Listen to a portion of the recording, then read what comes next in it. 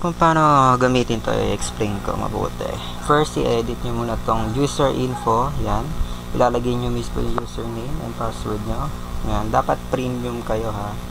Pag hindi kasi premium account yan or mali yung username and password nyo, magla-login fail lang kayo. Kasi kailangan premium talaga. Hindi kasi tayo makakapag-start ng streaming sa session kapag hindi kayo premium, eh. So pagkatapos yung ma-edit yan, eto na, automatic naman mag-admin yan, eh. So press yes na lang,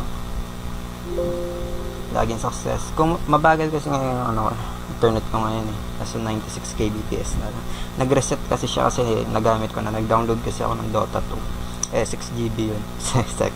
6GB tapos yung basta marami akong dinownload kanina, eh. Example, ano kaya,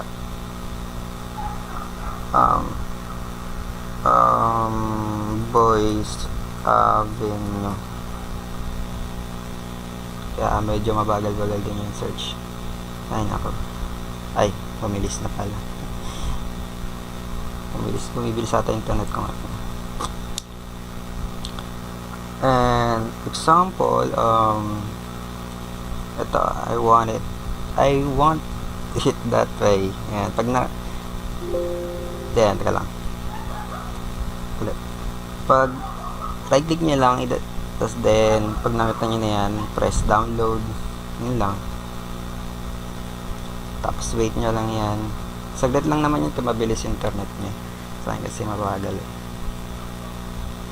Yung ganyan na loading, yan din yung eksaktong buffered na amount na, ay yung parang buffered speed ng Spotify pa nag-replay siya. Hindi naman kasi ganyan kabilis mag-replay, diba?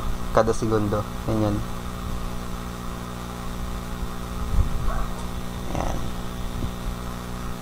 Ginaya ko lang yung pattern ng Spotify kung paano siya nagbabuffered. Then, sinisave ko yung cuts niya. Then, i-convert ko sa MP3. Parang ganun lang yung logic niya.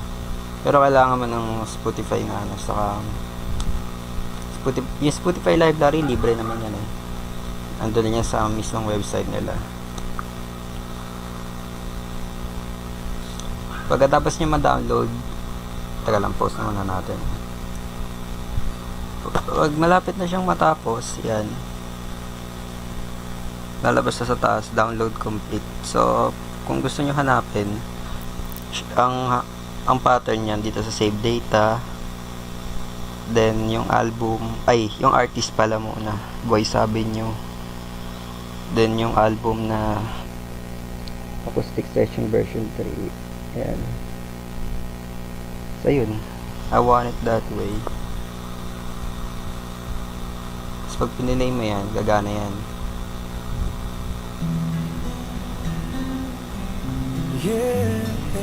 320 kbps yung quality niyan, kaya parehas na parehas yan sa Spotify. Marami na rin ako na save na kanta dito, eh.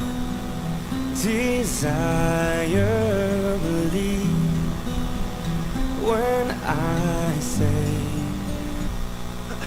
I got your picture